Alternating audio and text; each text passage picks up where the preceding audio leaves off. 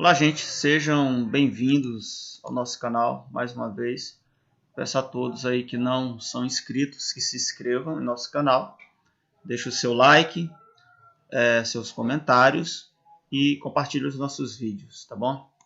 Então nós vamos tratar aqui, nós vamos continuar esse assunto aqui sobre a origem e inspiração da Bíblia.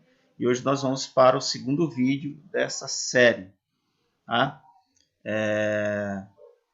Lembrando que a gente está fazendo esse estudo aqui baseado na teologia de Norman Geisler, essa aqui, muito conhecida aí no meio teológico, principalmente no meio pentecostal. Então nós vamos falar hoje sobre a natureza de um profeta, né? Nós vamos hoje aqui falar mais sobre a questão dos profetas. E o texto começa aqui dizendo, né, o seguinte: os autores bíblicos foram profetas ou apóstolos de Deus. Existem muitas designações para um profeta que nos informam a respeito de seu papel no desenvolvimento do livro sagrado. Um profeta é chamado de...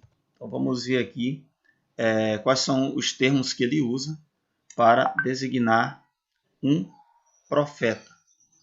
Primeiro, ele diz aqui que ele é um homem de Deus, né? Isso está lá em 1 Reis 12, 22. Ele foi escolhido por Deus. Então você pegue depois essa referência e confira os versos. Eu não vou ler aqui os versículos aqui todos, porque senão o vídeo iria ficar muito grande, tá bom? Então vamos lá, vamos continuar. Então ele é um homem de Deus, porque ele é escolhido pelo próprio Deus. Também ele é um servo do Senhor. Isso está também em 1 Reis 14, 18. Ele era fiel a Deus, uma característica também dos profetas do Antigo Testamento também. Isso também serve não só para os do Novo também, que a gente chama de Nova Aliança, como também para os dias de hoje. Nós entendemos que hoje todos aqueles que falam a palavra de Deus, que pregam o Evangelho, eles também podem ser também chamados de profetas, porque eles estão falando a palavra de Deus. Logo, ela é uma palavra profética, não deixa de ser. Claro, estou falando isso, mas a gente tem que também entender que no texto bíblico há vários tipos de texto. Eu não estou falando nesse sentido, estou falando de que a palavra de Deus em si, ela é uma palavra profética porque ela vem do próprio Deus. É inspirada, portanto. Mas vamos continuar aqui. O profeta também, ele é um mensageiro do Senhor. Está em Isaías 42, 19, né? Porque ele é enviado por Deus. E isso tem muito a ver com o chamado do profeta. O profeta também ele é chamado de vidente. Muitas vezes você vai encontrar esse termo na Bíblia, ou seja, aquele que vê as coisas, né? Que vem do hebraico roser. Isaías 30, verso 9, e no verso 10 também você vai encontrar esse termo vidente lá, tá? Você confira aí. O seu ponto de vista era o mesmo ponto de vista de Deus, então ele só estava apenas passando ali adiante. Também ele é um homem de espírito, Oséias 9:7. Também confira aí em Miqueias 3:8, porque ele falava pelo Espírito do Senhor. Então, mais uma vez eu volto ao ponto em que o profeta, quando ele fala, quando ele escreve, ele está sendo ali inspirado pelo próprio Deus. E por fim, ele também ele é chamado de um atalaia. Ezequiel 3, 17. Né? Nesse livro aqui você vai encontrar muito esse termo atalaia, refletindo sua prontidão diante de Deus. Ou seja, ele sempre está disponível para o serviço profético. E, enfim, né? É claro, ele também é um profeta, ou seja, o termo mais conhecido, você vai ver mais esse termo aqui na Bíblia, que quer dizer exatamente um porta-voz de Deus. E a gente vai trabalhar mais com esse termo nesse slide. Tá? Os profetas recebiam sua mensagem de Deus de várias formas. Sonhos, está em Gênesis 37. Visões, em Daniel 7. Voz audível, ou seja, quando se ouve realmente a voz de Deus, né?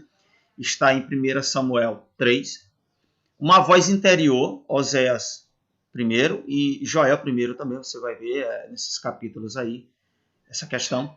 Outros recebiam revelações por anjos, como em Gênesis 19, você vai ver esse exemplo lá. E alguns por intermédio de milagres, Êxodo 3 e Juízes capítulo 6.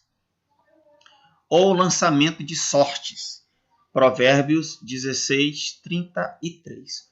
O sumo sacerdote usava joias chamadas Urim e Tumim, Êxodo 20, 30.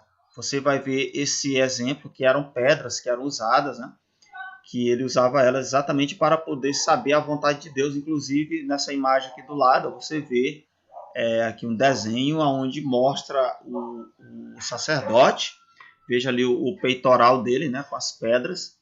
E você tem ali as duas pedrinhas nas mãos dele, que simbolizavam exatamente o Urim e o Tumim. Que era, como eu falei, era um meio para se saber a vontade de Deus. Deus ainda falava com pessoas enquanto essas meditavam sobre a sua revelação na natureza. Salmo 19. Seja qual for o meio, como nos diz a carta de Hebreus, texto que eu amo demais. Havendo Deus antigamente falado muitas vezes e de muitas maneiras. E aí o texto continua, né? Mas nessa entrada aqui do texto, você já percebe que o texto é bem claro em dizer que Deus ele falou em todo o tempo e de várias maneiras, inclusive como o parágrafo acima ali, né? Até mesmo pela natureza, ou seja, pela própria criação, Deus se revelou aos homens. Ou seja, os homens eles são indesculpáveis em todo o tempo da história. Os homens são indesculpáveis para poder, no caso, dizer, né, que nunca ouviram falar de Deus. Não, a própria criação revela que um Deus criador, um Deus que está acima de todo Deus, criou tudo isso aí que nós podemos ver ao nosso redor. A natureza de um profeta é descrita em termos bastante vívidos. Falou o Senhor Jeová, quem não profetizará? Texto muito conhecido aí que está em Amós 3, 8. Ele é aquele que fala todas as palavras que o Senhor falara. Êxodo 4, 30, exatamente. Então, os profetas são conhecidos por não aumentar e nem diminuir nada daquilo que Deus revelou. Como um porta-voz de Deus, comprometido a não acrescentar nem omitir nenhuma das suas palavras, a própria natureza de um profeta garante que um escrito profético é exatamente o que Deus desejou o quê? Comunicar à humanidade. Exatamente. Essa é a intenção de Deus quando ele usa um profeta, é comunicar a sua vontade para os homens. Como a Bíblia é apresentada como um escrito profético, do princípio ao fim, exatamente, você tem essas passagens aí em Mateus 5, 17 e 18, 2 Pedro 1, 20 e 21 e Apocalipse 20, versículo 9, vai mostrar, né? Ou seja, em toda a Bíblia você vai ver que a profecia, a inspiração de Deus está ali. Concluímos que o registro escrito das profecias era considerado que inspirado por Deus. É isso que o profeta Zacarias quis dizer ao escrever. Sim, fizeram os seus corações como pedra de diamante, para que não ouvissem a lei, nem as palavras que o Senhor dos Exércitos enviara pelo seu Espírito por intermédio dos primeiros profetas. Daí veio a grande ira do Senhor dos Exércitos. E aqui a gente aprende uma lição, né? Quando você não ouve os profetas ou a palavra profética, que Deus, no caso, está falando, está mostrando ali através dos seus profetas, quando o povo não ouve o juízo de Deus, né, ou o castigo de Deus, ele virá sobre aquela nação. É bem verdade que nem todos os profetas eram conhecidos por esse título. Alguns eram reis, como Davi, porém ele era um porta-voz de Deus. Mesmo na condição de rei, ele é chamado de profeta. Isso aí a gente pode ver lá em Atos 2, versos 29 e 39. Outros eram legisladores, como Moisés, né? Era o chefe da nação, que foi levantado pelo próprio Deus, inclusive. Mas ele também foi porta-voz de Deus. Isso está em Deuteronômio 18, verso 18. Alguns autores bíblicos chegaram até a negar o termo profeta, Amós 7, 14. Você pode ver isso lá. Com a intenção de dizer que não eram profissionais como Samuel e seu grupo de profetas. Em 1 Samuel 19, 20, você vai ver que Samuel realmente ele tinha a escola de profetas. E isso é visto até como um trabalho, né, assim, digamos, profissional para a época. Entretanto, mesmo que Amós não fosse um profeta por ofício, ele certamente era um profeta por dom. No próprio livro de Amós 7, 15, você pode ver isso lá. Pois estava sendo usado como porta-voz de Deus. Em suma, e aí a gente fecha aqui o estudo de hoje, né?